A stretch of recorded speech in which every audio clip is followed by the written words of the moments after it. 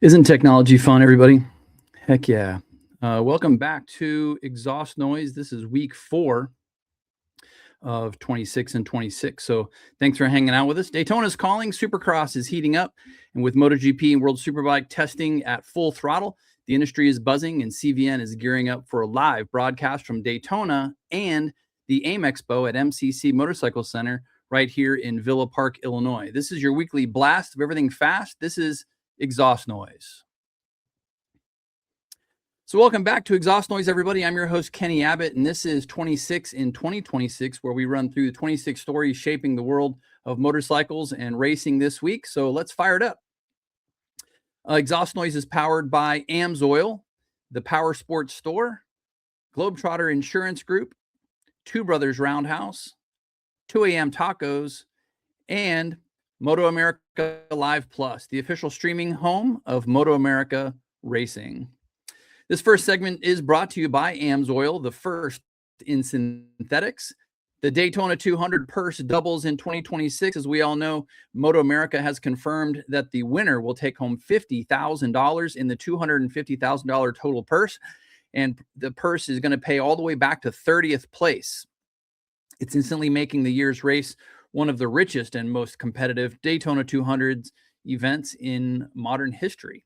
International riders target Daytona as well, as early entry lists show a surge of overseas competitors preparing for this year's Daytona 200, bringing new manufacturers, new teams, and a deeper competitive field than we've ever seen here in the last decade, setting the stage for what many are calling one of the best Daytona 200 events of the decade so far. So we are looking forward to that coming up in only about 4 weeks. Supersport teams are finalizing all of their Daytona setups as crews across the country complete Daytona-specific testing focused on gearing, pit execution, and tire strategies. Knowing the 200's unique demands can make or break the season opener. So we'll see teams testing over the next few weeks as we approach the first season of Moto America, opening with Supersport points in the Daytona 200. The Daytona Supercross is also promising to be brutal as Ricky Carmichael lays out the 2026 racetrack down there at Daytona. The 2026 layout is rumored to feature deep sand, long rhythms, and punishing transitions that will test even the most seasoned Supercross veterans. More about Supercross coming up here in just a few minutes.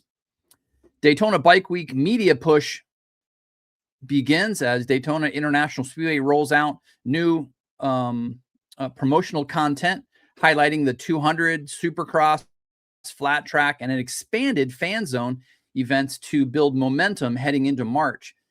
Tickets are available on Speedway's website, by the way. Visit DaytonaInternationalSpeedway.com for your tickets. And remember that camping and RV camping spots are still available inside the Speedway. So reserve your RV camping spots on the website where you purchase all of your event tickets. And yes, you too can park your RV inside Daytona International Speedway overlooking beautiful Lake Lloyd or the International Horseshoe. Get your tickets and RV spot today at DaytonaInternationalSpeedway.com. Daytona vendors and fan zone expands in 2026 as organizers confirm an even larger vendor footprint. They expand the demo rides, new interactive fan experiences designed to elevate the Bike Week atmosphere for both racers and spectators. I know I'm taking my helmet and gloves. I'm going to be on some bikes there starting early in the week, so hope you come down and join us. Segment 2 is brought to you by the Power Sports Store, your Midwest performance headquarters. Cameron Beaubier impresses in European testing as the multi-time Moto America champion shows competitive pace against World Superbike and EWC riders, demonstrating strong comfort and consistency on the Ducati platform heading into 2026. Yamaha confirms that their 2026 Superbike lineup will include JD Beach and Bobby Fong returning to anchor the factory effort, nearly missing out on the championship there in the final round as all 3 manufacturers and 3 riders took it to the final round to determine the Superbike championship, giving Yamaha stability and experience where it in what is shaping up to be a highly competitive Superbike season. And don't forget about the BMW teams, as Orange Cat Racing BMW move into the Superbike class category with 2 racers, including SDK, Sean Dillon Kelly, who's also been fast in the European tests. BPR Racing expands to a 5-rider program as the team announces a Yamaha-supported lineup across multiple classes, strengthening the middleweight and junior class grids with increased depth and resources. Chris Clark targets the R3 Cup Championship as the American rider enters 2026 with a renewed confidence after finishing 5th last season, positioning himself as a legitimate title contender in the R3 World Cup. The move everyone's been talking about this offseason is Josh Herrin returning to the Supersport class as the veteran joins the Rahal Ducati Moto team, bringing major experience and adding another high-profile contender to the already stacked Supersport grid. Will he four-peat and be the only winner to extend to 4 wins in a row at Daytona? He's already the first rider to win 3 in a row. Can he make it 4 on the Rahal Ducati and be the only 3rd rider in history to win 5 Daytona 200 races? Also looking for his 5th Daytona 200 race win might be Danny Eslick if he returns to the grid this year. He's said that last year was his last race, but you never know with Danny. So we may see him back on a triumph this year at Daytona. So, or we might see him cheering on his friends from the pit wall. I'm anxious to get down there and see the full grid and all of the teams as they move into the garages.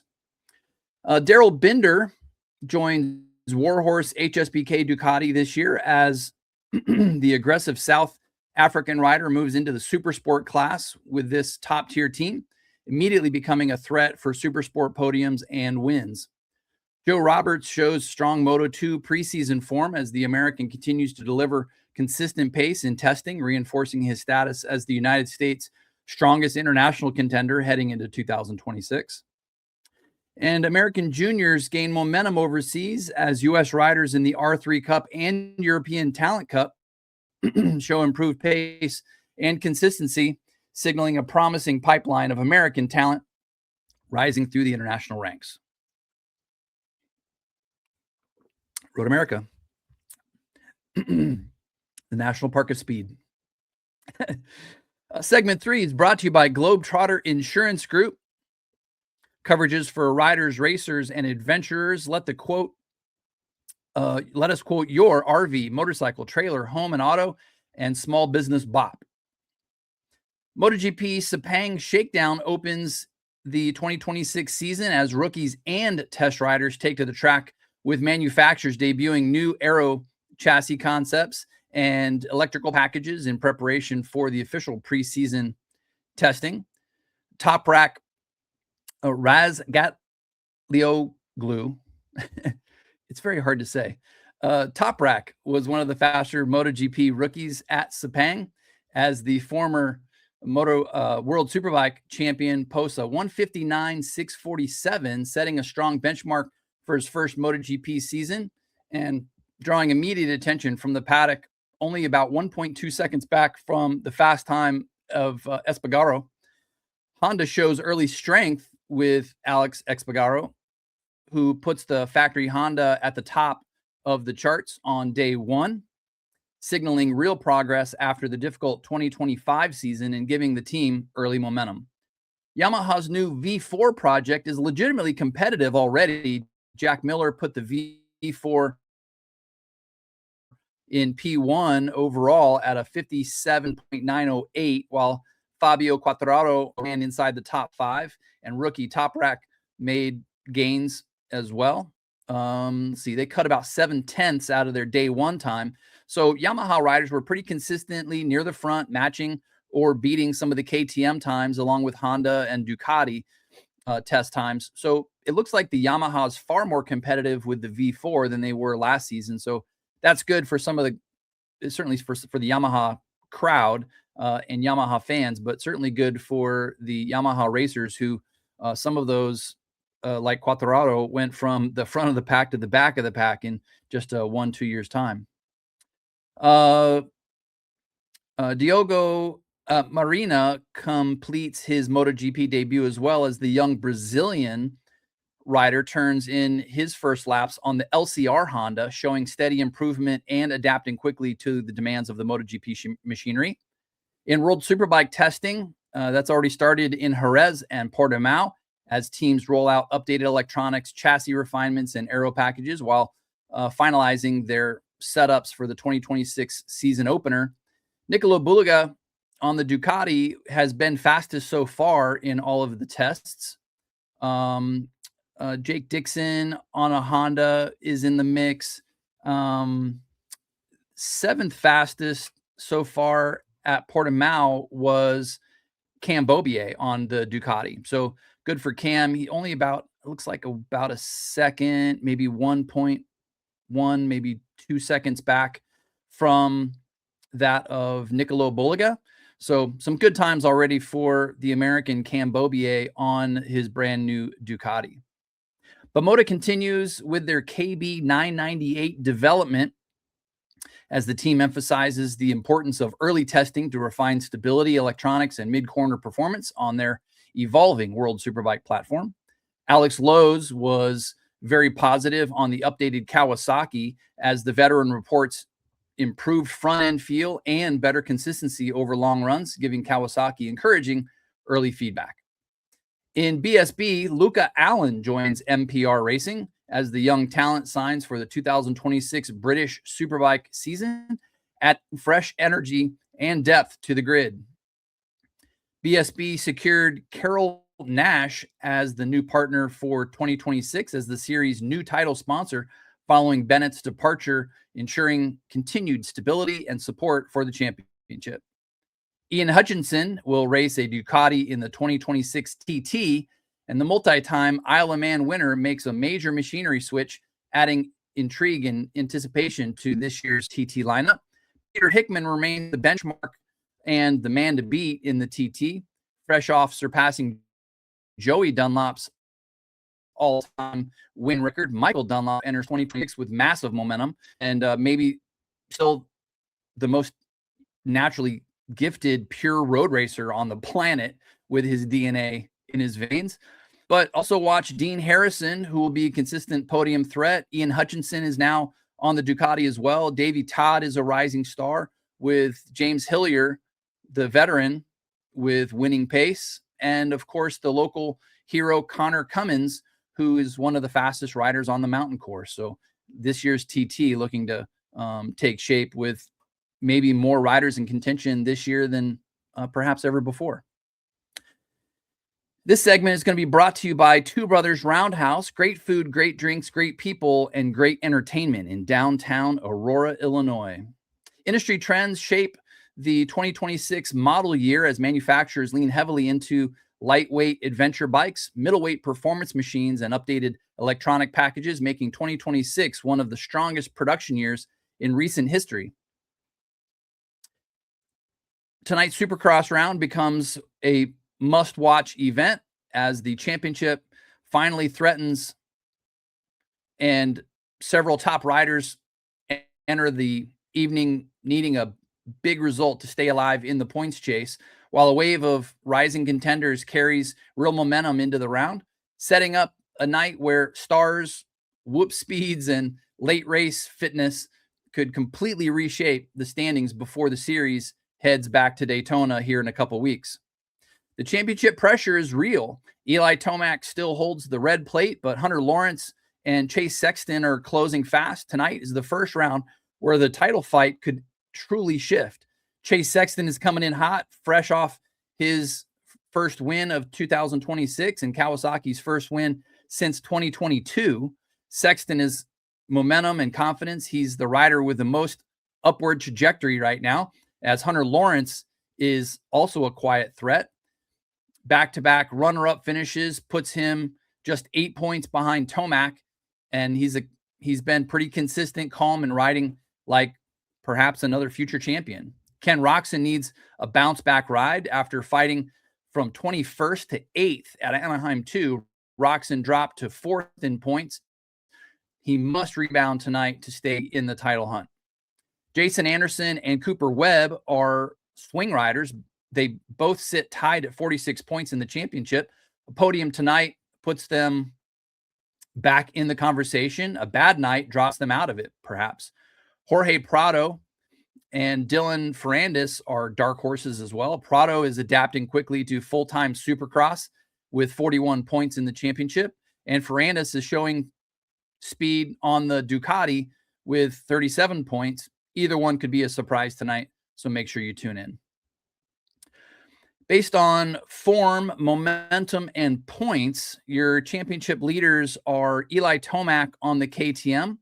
He's the points leader with podiums in all 3 rounds this year. Hunter Lawrence on the Honda, maybe the most consistent rider in the field. Chase Sexton on the Kawasaki is coming off a big win. Primary contenders include Ken Roczen on the Suzuki, who needs to rebound tonight. Jason Anderson on another Suzuki is a whole shot threat to maybe get out front and lead early. Cooper Webb on the Yamaha is always dangerous indoors. And of course, the rising threats include Justin Cooper on the Yamaha, quietly strong at 44 points in the championship. Jorge Prado on the KTM, improving every round. And remember, he was on the podium in round 1. And then Dylan Ferrandis on the Ducati, new bike, real speed. We'll see what happens tonight. So make sure you turn in to Supercross tonight to see what happens. Tonight means Tomac is trying to extend his lead. Hunter Lawrence is trying to take the red plate from Daytona. Red plate before they get to Daytona. Sexton is trying to prove Anaheim wasn't a one-off. Roczen is trying to stay alive in the title fight. And while Anderson, Webb, and Ferrandis are trying to break into the top tier, it's Tomac early on who has determined the pace and has set the standard for the championship. This is the first round championship where pressure might actually be exposed. And so weaknesses will show up tonight, and we'll see who can elevate to the front of the field. Today's spotlight is on Mallory Dobbs. Sponsored this, and this spotlight is going to be brought to you by 2 a.m. Tacos. Let's fuel for late night wrenching. Mallory Dobbs continues to represent the U.S. in the FIM Women's Circuit Racing World Championship aboard the Yamaha R7, earning top 10 finishes and 8th place qualifying effort and this is her historic point scoring debut, establishing herself as one of the most promising American racers on the world stage. So everyone needs to be cheering for Mallory Dobbs over there in the Women's Circuit Racing World Championship this year. Motorca Live Plus, make sure you watch every race, every class, all season long, live or on demand with Moto America Live Plus. Their early bird pricing is only $89.99, so $90 for the full season before the deadline, and regular price is $109.99. So the price will go from $90 to $110 if you miss the early bird deadline. So make sure you log on today, motoamerica.com, and click Live Plus. Subscribe today so that you have it ready to go for the Daytona opener. Well, that's a wrap, folks, on this week's Exhaust Noise. Follow us on YouTube, Facebook, Instagram, LinkedIn, and of course, TikTok, and subscribe so you never miss an episode. Thank you to our sponsors, AMSOIL, the Power Sports Store, Globetrotter Insurance Group, Two Brothers Roundhouse, 2 a.m. Tacos, and of course, Moto America Live Plus, the official streaming home of Moto America Racing. Gear up, head out, and ride safe, everybody.